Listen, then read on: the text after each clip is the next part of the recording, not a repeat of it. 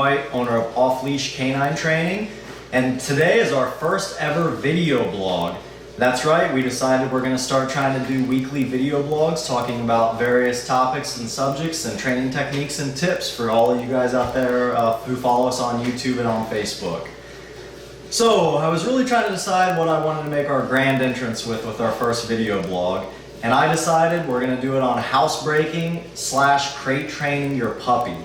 This is something that we get asked about on a daily basis with 2, 3, 4, 5, even 6 and 8 month old puppies, which is pretty crazy to me. When the housebreaking crate training process is properly done, the dog should pretty much be accident free and 100% housebroken by right around the age of 4 months, maybe even sooner.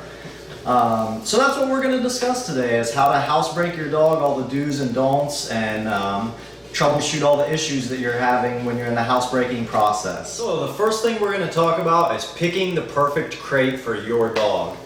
That's something that a lot of people tend to have trouble with. The thing we hear a lot is, well, I want to make sure he's comfortable when we're gone. I want to give him enough space. I don't want to feel like he's confined or trapped in a little crate. When you're going through the housebreaking process, it's really, really important to actually have a crate that's the right size for your dog. For example, you would want to have a small 8-week-old puppy and a large Great Dane crate, for example. So how do you know when you have the right crate for the size of your dog? First, I always recommend people get a crate that has a divider. A lot of crates you can get on the market now come with a divider, so what you can do is you can get one large crate and use the divider and section off a part of the crate, so as the dog grows you can give him more and more space without buying a small crate, then a medium crate, then a large crate. So start with a large crate with a divider and section it off.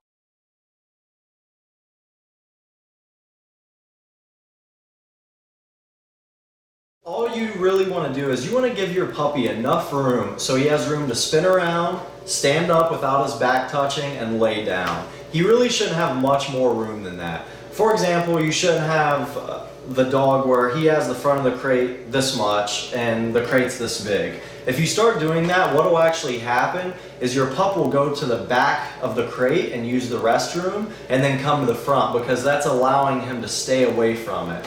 Dogs don't like to go to the restroom in the crate that they're in, but if they have enough room where they can get away from it, then they will go to the restroom in there because they really don't have to deal with it.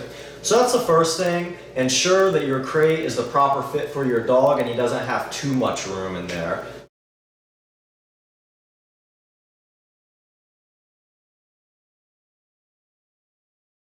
Now that you have the right crate, what should go in the crate with the puppy?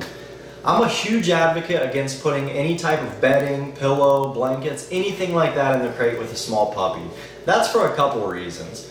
Generally, the first reason is the puppy will probably shred it eventually. You're going to come home and have cotton balls and thread and everything shredded in your crate. I'm sure most of you know exactly what I'm talking about. So that's the first reason. They're simply going to destroy it.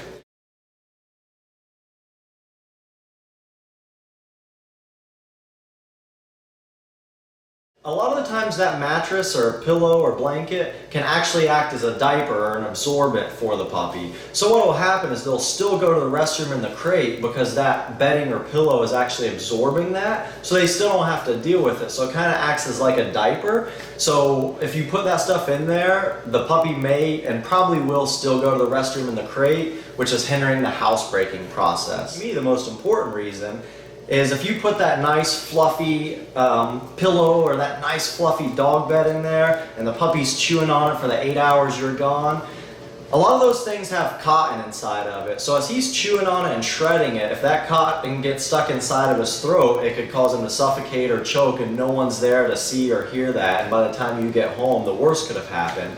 So I'm a really big advocate against just leaving the flat metal tray in there. That's all the dog really needs. Many people who actually put bedding or blankets in there actually find that the dog will shovel all the blankets and pillows to the side and they'll still lay on the plastic because the bedding and blankets are warm and the nice plastic bottom is nice and cool. So a lot of times they dig it out of the way just to lay on the plastic. What I always like to tell people is if you're putting a blanket or pillow or anything like that in there for your pup, you're really doing it more for you to make yourself feel better, and you're really not doing it for the dogs. The dogs don't need it, a lot of dogs don't want it, and it can be a safety hazard, and it can help deter the housebreaking process by acting as an absorbent. So that's a really big thing, just your simple plastic bottom in the crate. They really don't need much more than that. Now the third thing we're gonna talk about, leaving toys or anything like that in the crate. If you really wanna leave a toy or a tug or a ball or something like that in the crate, really make sure it's something that's much bigger than the dog's mouth. Don't leave a small ball in there, allowing the dog to choke on it while you're gone. So I would use like a large Kong, fill it with peanut butter, something like that. So that way you know that he can't choke on it, you know he can't chew it. Make sure it's an indestructible toy. That's why Kongs are usually work pretty well. The housebreaking process in itself. This is kind of where we're getting the meat and potatoes of housebreaking. Again, as I said, I'm a huge fan of using a crate. I'm not a big fan of the pee pads, the doggy pads, because when you use a pad, essentially what you're doing is you're still teaching the dog they can go to the restroom in the house.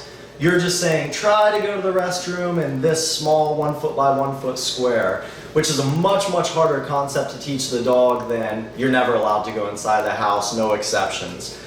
Also, the problem with teaching a puppy to go inside the house, that 8-week-old, 12, 15-pound Labrador, Golden Retriever, Pit Bull, Rottweiler, whatever breed you have, is going to turn into a 60, 70, 80, 100+ pound dog. So do you really want a 100-pound Rottweiler going to the restroom in the house and now you come home and you have to clean that every day for the next 14 years or 15 years? So again, I'm a really big advocate against using the pee pad. So the crate training process, how it works. The biggest golden rule in crate training when you're trying to housebreak your dog is what I call 100% supervision. That's right, I'll say it again, 100% supervision. If your dog is not 100% accident-free housebroken, anytime they're outside of that crate, you need to have 100% supervision. If you're downstairs in the living room with your pup, he's down there, you're gonna run upstairs and take a shower, back in the crate. If you're gonna run downstairs and fold laundry, back in the crate. That's really important, because as you all know, you can supervise him for 4 hours, and that 2-minute window that you leave, what's gonna happen? That's when he's gonna go to the restroom in the house. So 100% supervision is probably the single biggest secret in crate training your dog. So what to do if your dog does go to the restroom in the house? Again, if you were sticking to the 100% supervision rule, then you saw him go to the restroom in the house, or you're seeing him in the action of going to the restroom in the house. All you do is give a nice loud verbal no, nice loud and firm, run over, pick him up, run him outside, and set him down in the grass. And then I'm a huge fan of using a key word like go potty or potty. Anything works. Generally we use go potty. So once I yell no, I'm gonna scoop him up, set him down outside, and I'm gonna go potty, let him finish going. Once he finishes, praise him, good boy, and then bring him back in the house. That's really all you're doing for a correction, is a nice verbal correction of the word no. I'm a huge advocate against, rubbing the dog's nose in it or hitting him with a newspaper. All of those things are things that are proven to not work, and they can actually hurt the process. You can't retro punish a dog. Meaning you can't went downstairs, folded laundry, come up, see he went to the restroom in the house, and do or say anything about it then. It's pretty much too late. Chalk it up as a loss and a failure on your part because you aren't giving him 100% supervision, and move on. That's why that supervision is very important. As I always say, unless your dog's 100% housebroken, they should literally never ever be able to go inside of the house without you catching them in the act. If they did, that's a failure on your part, not on the dog's part. Another thing I'm going to discuss is the food and water. I'm a huge fan of feeding puppies on a schedule, meaning you feed them at 7 a.m. and at 5 p.m. Feeding on a schedule versus free feeding. When you free feed, it's really hard for your puppy to get on a schedule to go to the restroom. So if you feed them on a schedule, it gets their restroom on a pretty good schedule as well. A good rule of thumb is to take them out to the restroom on your own an hour or two after they ate and about 20 minutes after they drank a good amount of water. That's a really good rule to stick by. Also, you can cut off the puppy's food and water at 7 p.m. So by the time you go to bed at about 10 p.m., you let them out for the last time. It helps get all of that out of their system, and then you can go to bed at night. Something we've all experienced is, You let your puppy out to the restroom in the morning. You try to encourage him to go. He doesn't go, he doesn't go, he doesn't go. After a little bit, you finally bring him back in, and about 5 minutes later, what happens? He's squatting to pee in the living room, and you get really annoyed because you said, hey, I just had you out for 20 minutes. Why did you wait till you came in? So what I'm a huge fan of doing is take him out to the restroom in the morning. You're using that good solid keyword. That's really important because that's how your dog's going to start letting you know that he has to go to the restroom, which we'll come back to in a second. So if you take your dog out first thing in the morning and he doesn't go, what I will do is I'll bring him in and put him right back in the crate. I'll wait about 15 minutes and then I'll take him outside again. Go potty, go potty, go potty. If he doesn't go, right back inside, right back in the crate. And I'll repeat that process until he finally goes outside, and then I'll let him stay out with the family. Essentially what that does, it teaches your puppy is you're just gonna keep going back into the crate until you go to the restroom.